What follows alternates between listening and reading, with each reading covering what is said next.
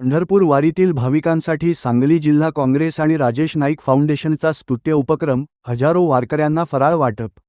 सांगली. आषाढी वारीनिमित्त पंढरपूरकडे मार्गस्थ झालेल्या लाखो वारकऱ्यांच्या सेवेसाठी सांगलीत एक कौतुकास्पद पाऊल उचलण्यात आले आहे. सांगली जिल्हा काँग्रेस कमिटी आणि राजेश नाईक फाउंडेशन यांच्या संयुक्त विद्यमाने फलटणजवळ वारकरी भाविकांसाठी भव्य फराळ वाटप उपक्रमाचे आयोजन करण्यात आले होते. भक्तीच्या या महासागरात वारकऱ्यांची सेवा घडावी, या उदात्त हेतूने राबवण्यात आलेल्या या उपक्रमाला वारकऱ्यांकडून उत्स्फूर्त प्रतिसाद मिळाला. हजारो वारकऱ्यांनी घेतला फराळाचा आस्वाद. पालखी मार्गावर विसावा घेतलेल्या हजारो वारकरी भाविकांना या उपक्रमांतर्गत लाडू, केळी आणि इतर पौष्टिक फराळाच्या साहित्याचे वाटप करण्यात आले.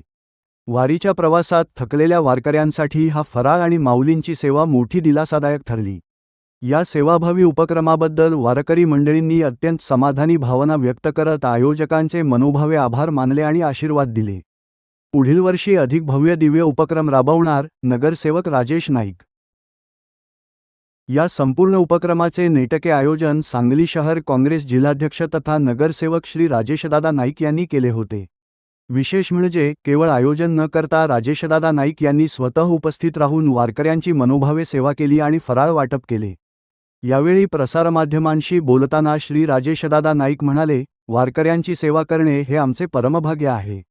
यंदा वारकरी भाविकांकडून मिळालेला अभूतपूर्व आणि उत्स्फूर्त प्रतिसाद पाहता पुढील वर्षी यापेक्षाही मोठ्या प्रमाणावर आणि अधिक भव्य स्वरूपात फराळ वाटपाचा उपक्रम राबवण्यात येईल, असा संकल्प आम्ही सोडला आहे. काँग्रेस पदाधिकारी आणि आर.एन. ग्रुपच्या कार्यकर्त्यांची मोठी उपस्थिती. हा उपक्रम यशस्वी करण्यासाठी राजेश नाईक फाउंडेशन आणि आर.एन. ग्रुपच्या कार्यकर्त्यांनी अहोरात्र परिश्रम घेतले. यावेळी शहर जिल्हा काँग्रेस आणि आर.एन. ग्रुपचे प्रमुख पदाधिकारी मोठ्या संख्येने उपस्थित होते.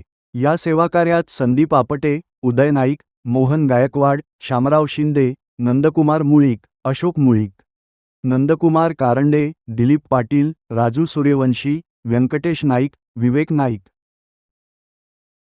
रोहित गुंजी, अमित मुळीक, सनियम केसरे, विश्वास यादव, नामदेव पठाडे, सुनील साळुंखे, राकेश सुखासने यांसह अनेक मान्यवर, पदाधिकारी आणि कार्यकर्ते बहुसंख्येने उपस्थित होते.